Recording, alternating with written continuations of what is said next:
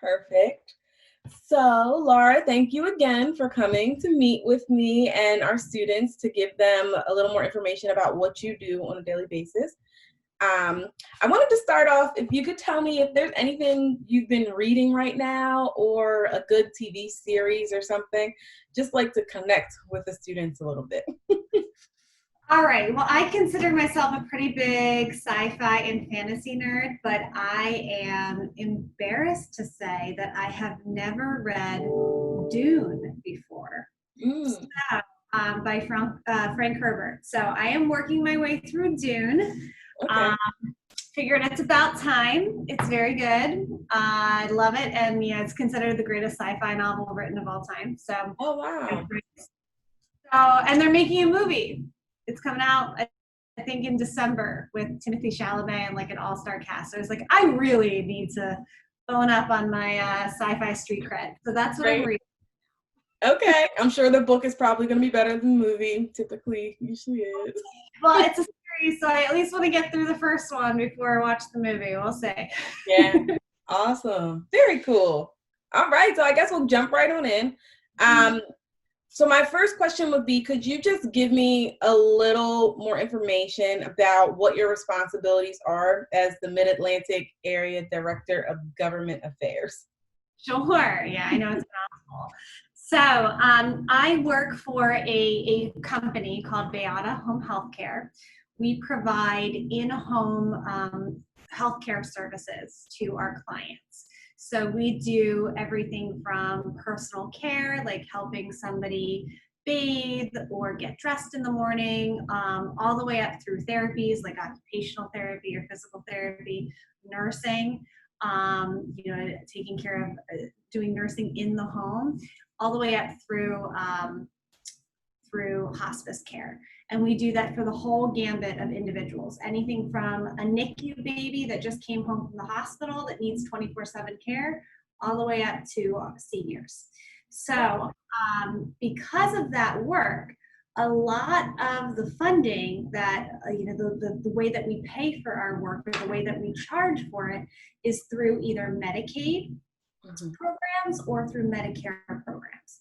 And both of those programs are administered and financed either by the state government or the federal government.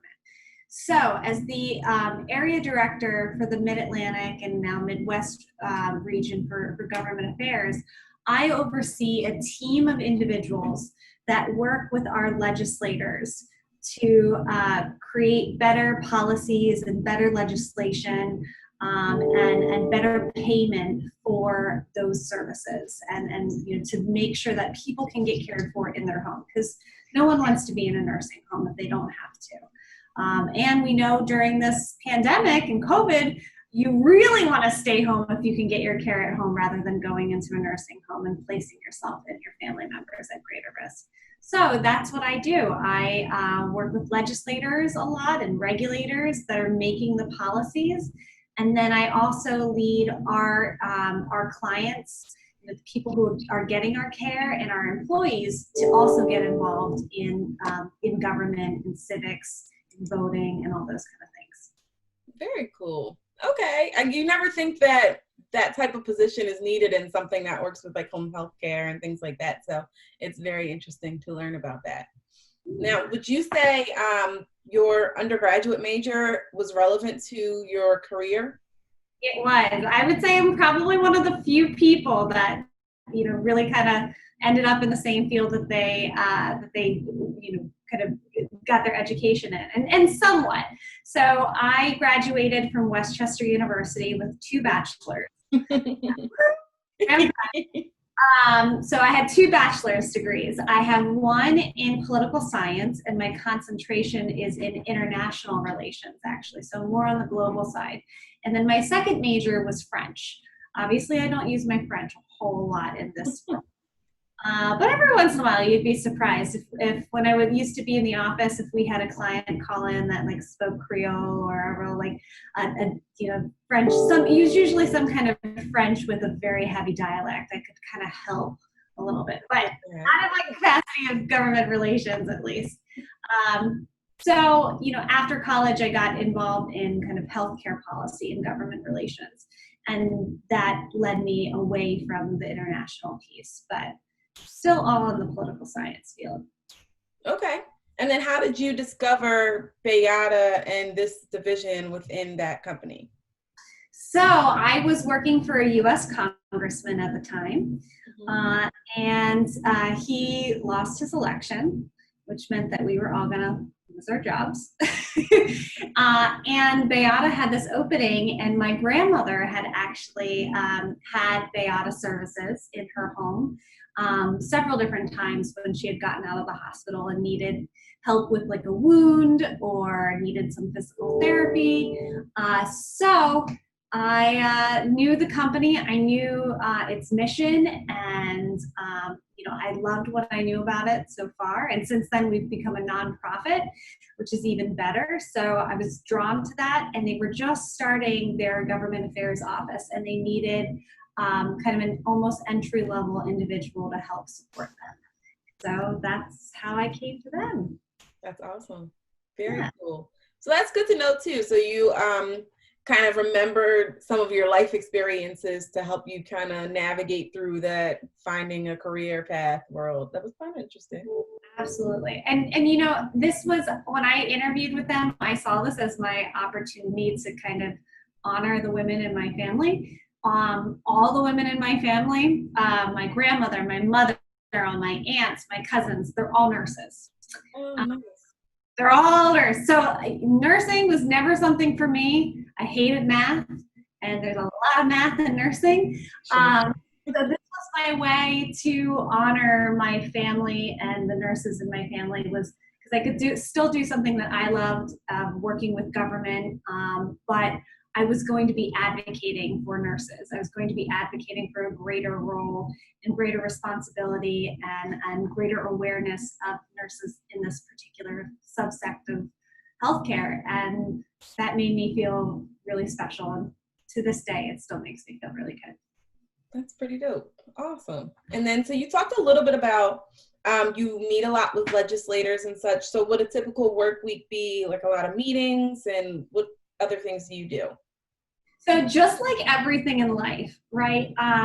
Preparation is like more than half the battle, right? So I would say for every 1 hour meeting I have with a legislator, I probably spend anywhere from 4 to 10 hours preparing for that one meeting. So that's kind of the behind the scenes. People think it's all like being a lobbyist is all fun and games and it's house of cards and you just kill a lot of people to get what you want done. It's not in any way, shape, or form what it is. It's doing a lot of research, a lot of data.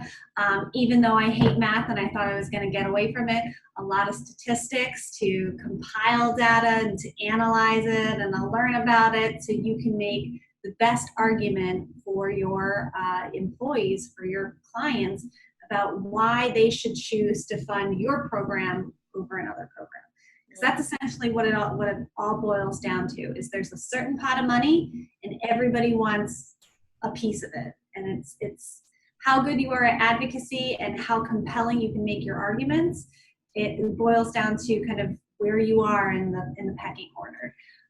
So, proper preparation is everything. So we do a lot of preparing on that side. And then the other piece of what I do aside from meet with legislators is talk about the importance of getting involved in government and making sure legislators hear your opinion.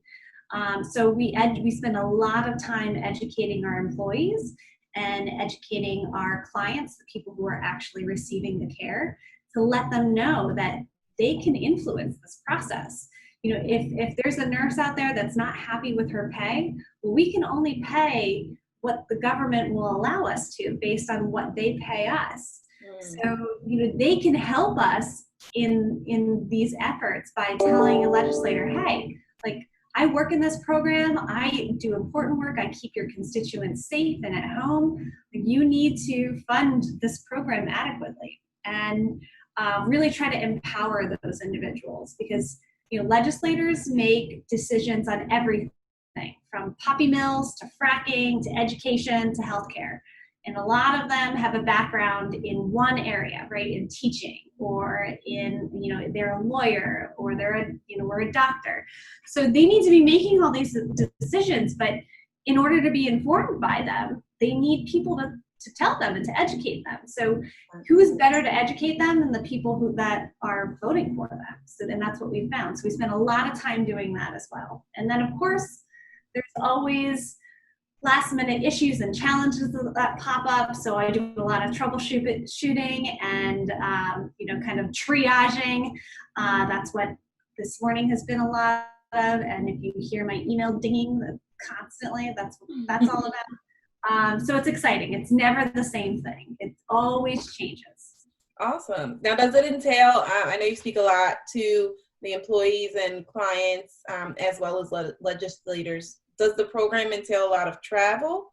Are you located in DC? So I'm located right in Philadelphia, which is great. It's where our company headquarters are. My team is located, my office is located all throughout the United States, though. So I cover our Midwest states and our Mid-Atlantic states. So I oversee a team of people, and we do work in Pennsylvania, Delaware, Maryland, Virginia, Missouri, and Indiana. But in the past, I've done work in Massachusetts as well, and North Carolina and South Carolina. So yeah, I travel quite a bit. When it's not during a global pandemic, I would say between 25 and 50% of my time is spent on the road. Oh, nice.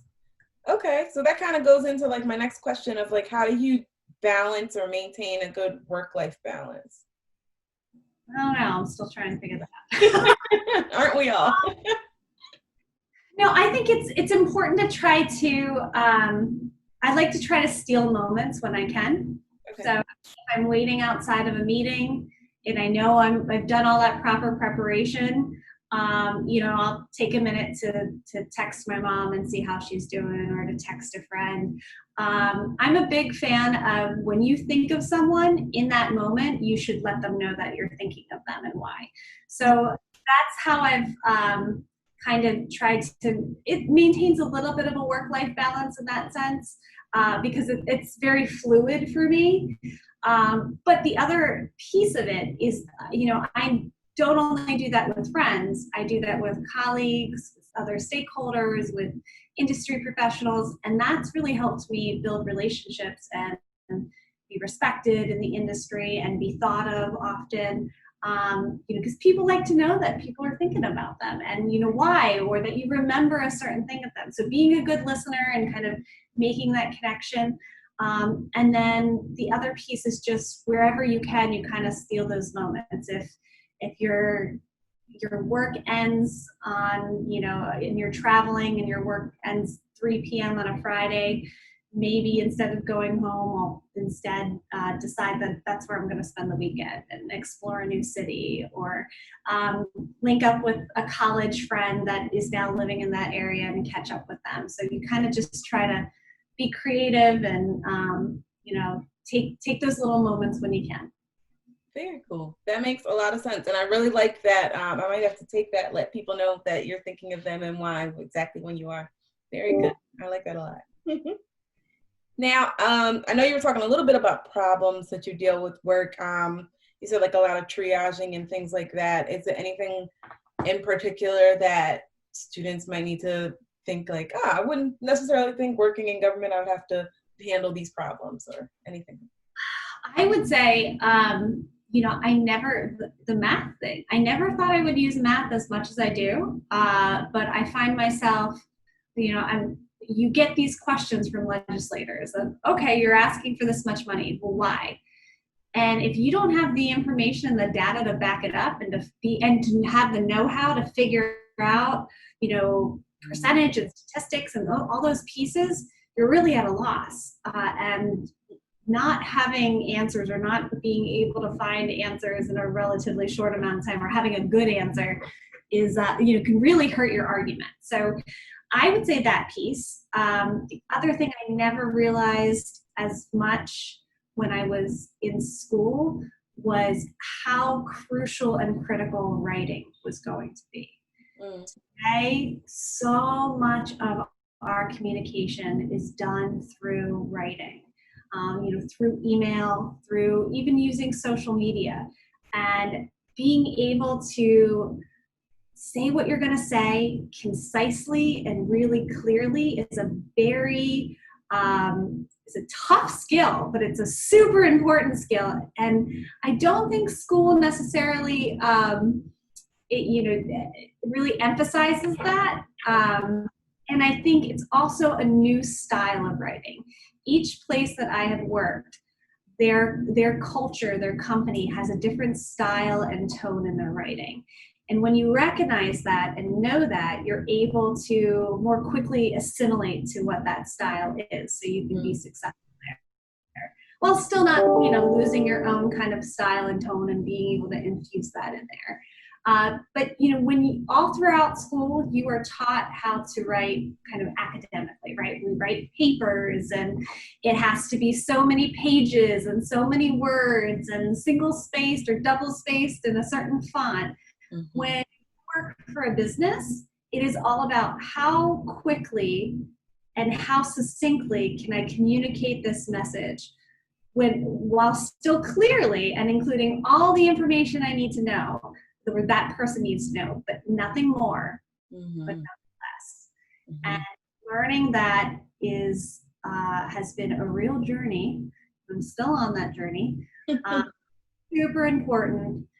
And then you can be the best employee in the world and be the best, most knowledgeable person, but the moment you forget a letter and a word or a comma when there should be a semicolon, all of a sudden, all of that expertise can go out the window, and you don't know what you're talking about. So proofing and editing too. I learned the hard way is so important. I agree. Sometimes even having a couple people read it before you send it. Always. I like to write it, put it away, and come back to it. And most of the time I'm like, what was I thinking? Yeah, very cool. Now, I'm going to ask a different question just because you spoke a little bit about needing math and writing and not knowing. Are there any like organizations or clubs while at college that students could do that would kind of help them when they get into this type of career field? I'm trying to think. I would certainly say to get out of that kind of academic writing mindset, if you join your college newspaper or some kind of like literary magazine or something that's going to produce some kind of publication, that's a good way to go, because that'll start. What I think I never really realized was that there are different ways to write, and there are different ways to write for different settings. And once, I was thrown into the real world and learned that, it was very easy for me to be able to go to a new setting and think through what these new different questions I had to ask myself were, and then be able to write in that style. But before that, I really didn't know what those questions, what that process looked like. So if you did something along those lines, you'll start to be able to show, to think of those questions and to be able to identify what those questions are and what that process is that you need to go through. The math side, it kind of may sound a little silly, but if there's any kind of like computer science club, because you'd be very surprised of how much math actually goes into those kind of languages, or even music. Music is all mathematics, and having that kind of understanding and mentality and theory behind it, can really kind of help you think through some problems. Okay, very cool. Now, with your current position, do you have to continue education? Like, do you have professional development you have to go through or anything like that? So nothing required under law, like, nurses have a license where they have to do like so many credits every year in order to maintain their license. Mm-hmm. But one thing I love about my job is that they encourage you to never stop learning. So I am always on webinars or virtual trainings, or we have a lot of conferences every year where you get to go to a different place and you learn from your colleagues. You learn about studies and trends and how people are operating their business. And yeah, so it's always a piece of the puzzle that you have to continuously learn because things continuously change. That's true. That makes sense. All right. I have a couple more. What advice would you give someone who's considering this type of job or field? I would say learn how to build relationships. Much of life is all about relationships, and you can get so much further by having the relationships versus just going it alone. My boss has a saying: if you want to go fast, if you want to go fast, go alone. If you want to go far, go together. So having a good network and learning how to network, learning that networking isn't just going to an event and saying, oh, hi, nice to meet you, here's my business card, but really connecting with people, learning about people, learning about their experience, and then later on being able to follow up with that is so important. I know that's one of the things that has definitely helped me in my career, because many of the promotions I've received, many of the opportunities I've received were never something that was posted within the company. It was, oh, I think as we evolve, we're having this need. And because of the relationships I built within the company, it was like, oh, I know somebody who could do that. I know somebody who has an interest in that. And they then approached me and said, like, hey, what do you think about moving to Massachusetts and opening up a government affairs office there? Like, I think you could do that. I think there's studies or sayings out there that like something like 80% of jobs available are never posted, or some kind of large percentage. It's totally the case. And even if it's not, and take the job piece out of it, if you just think about opportunities to enrich and grow yourself, or to take on more responsibility in your community or your organization, those things are never posted. It's all about like, who do we put on this work group? Well, they're gonna put people on the work group that they know that can do the job and that they know and trust. Right. So if you're one of those people, if you've built up that relationship, you're always going to be first in line for those opportunities. And always giving like that good first impression and all of those things. Absolutely. Now, when you talked about, and this is not on my list either, but you spoke a little bit about maintaining relationships, and when you go to network, giving business cards, but then following up. What would you give advice like for students who are going to networking events or meeting people, like how to follow up, and not just like a thank you email, but like to continue a relationship? Okay, so I would say first it's quality over quantity. Don't go into these events thinking like, okay, I'm going to go out and I'm going to meet 50 people. That is the wrong way. You're never going to build a connection that way.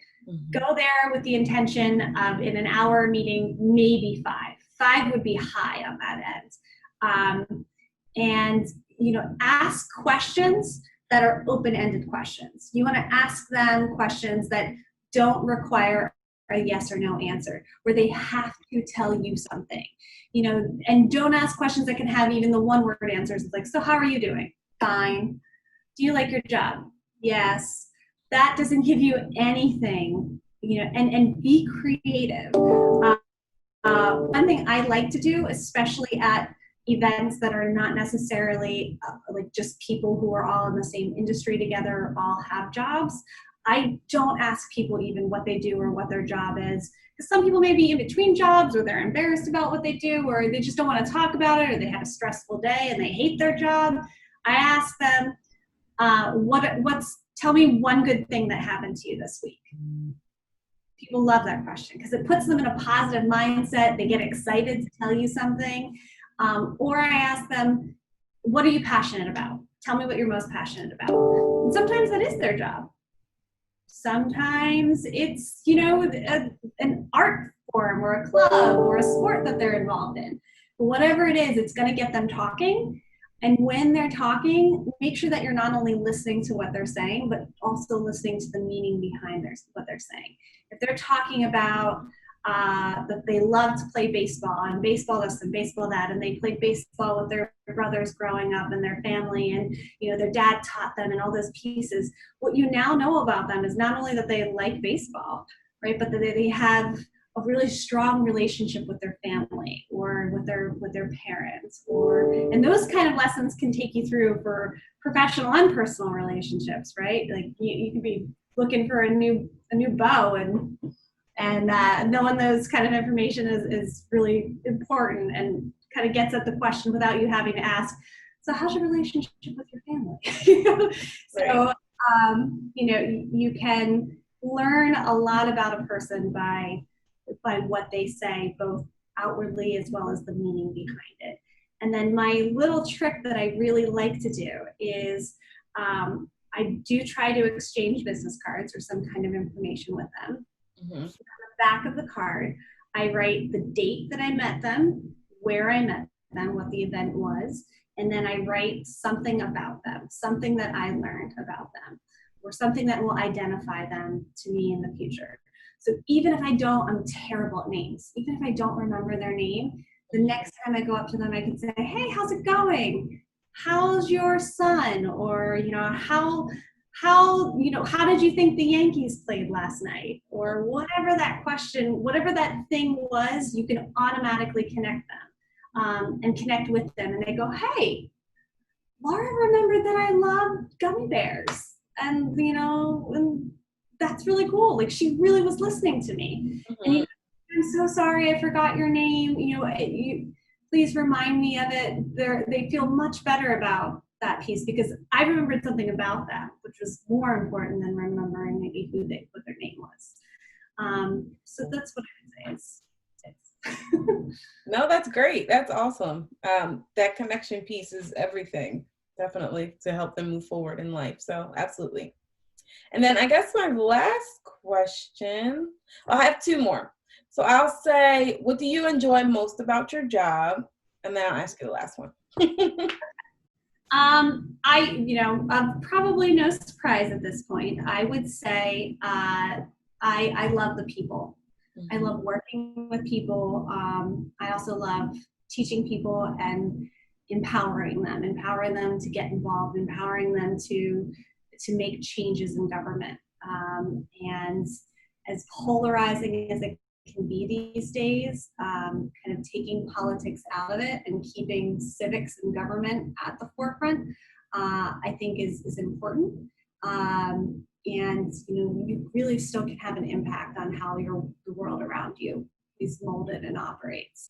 So I love those pieces. I'm very fortunate that I love the people that I work with as well. We have a really great relationship and we have a lot of fun. And when times are tough, we kind of, one thing we kind of say as a group is like, we embrace the suck. We just embrace it together.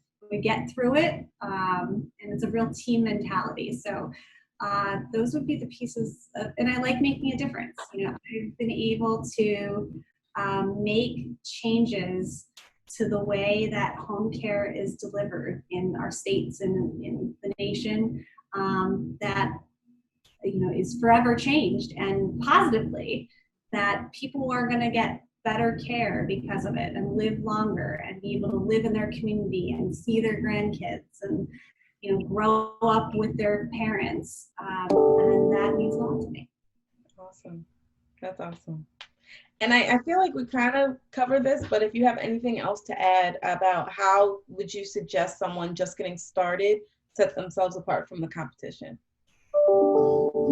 An old-fashioned handwritten thank you note is certainly one.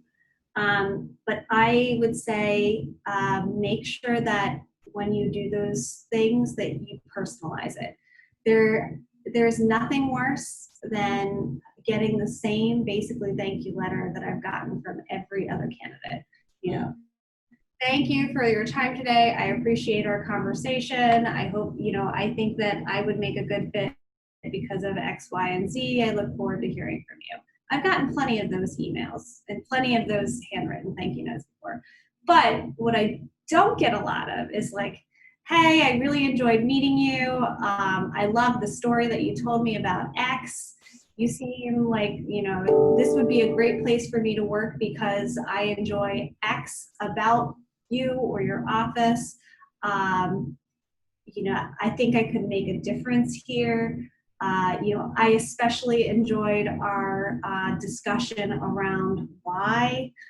Um, Putting those specifics in there makes me not only recall better what the interview was, but also that you were listening and you were kind of taking it in. One thing I like to make sure that, or I pay attention to when I'm hiring people, is people sometimes forget that when you go on a job interview, sure, you are interviewing for a job. You are also interviewing that company to hire you. Mm-hmm. Your success at an organization will be defined not only by can you do the job, but is it the type of company, is it the type of environment that is going to mesh with your personality, with the way that you like to do work, with your morals and values, and is it a good fit on that side too? Mm-hmm. And that's almost more important than just having the hard skill set. I can teach somebody those hard skills easily. What I can't teach someone is to be a self-starter, is to take initiative, is to, how to think through a problem, how to handle conflict. Those are things I need you to come already to the table with. That's what my particular, job area requires. And being able to demonstrate that you have those soft skills that we can't teach is certainly important, but also knowing that you are going to be able to succeed here because you have those skill sets, and being able to understand that you are also the one interviewing, because we could offer you the job, but you could also have a ton of offers other places, or it could just not be the right fit for you. And being able to evaluate that and identify how that works, not in, of course, a like cocky way or, in a holier than thou kind of way, but having that kind of self-awareness is really, and will certainly set you apart. Very cool. That, I think, is an awesome way to end our interview. That was so awesome, Laura. Thank you so much, because you were really great to teach us about what you do, but also give us those lifelong lessons that I think will be really useful for the students to know as they're starting college and the rest of their lives. I really appreciate you taking the time out to meet with us. Thanks so much. Thanks for all the work that you do. Like, I wish I had a better counselor to do some of these things, because I learned the hard way. Yeah, me too. You're not alone. I was like, why don't I teach you how to actually write in high school and in college? Like, or how to compose an email, how to ask for a raise, like how to balance a checkbook. Right. Like, those are the skill sets that I really needed to learn. True. True. Yeah. Well, I'm going to